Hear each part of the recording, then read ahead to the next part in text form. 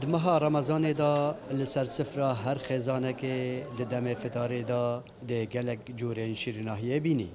لوران خدان کارگه و شیریناهیان دوی مهدا همی جورین شیریناهیا چت کن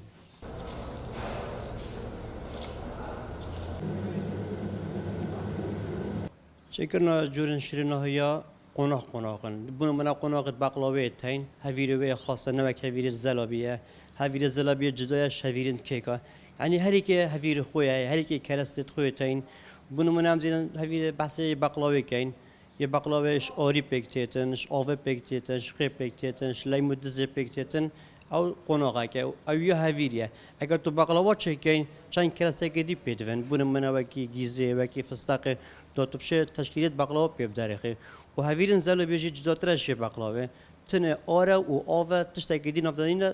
چه کازی تجید کند نافدا اوای بقلاوه یکی که جداترش هر دو کندی او جی بس آره و آوه تازیه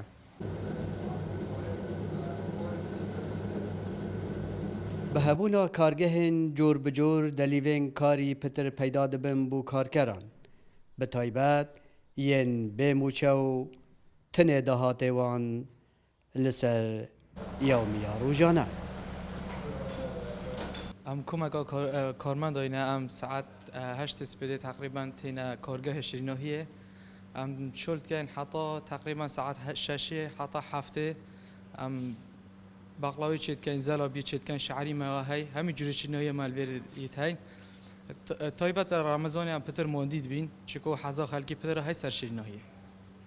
اوه کارگه ها چکرنا شیریناهی آیا ده هبونا ویروس کرونا دا اف کارگه جی بوماوی دو ماهان درگه توی هاتی نگرتن و دوی کارگه دا نزدیکی 12 کارمندان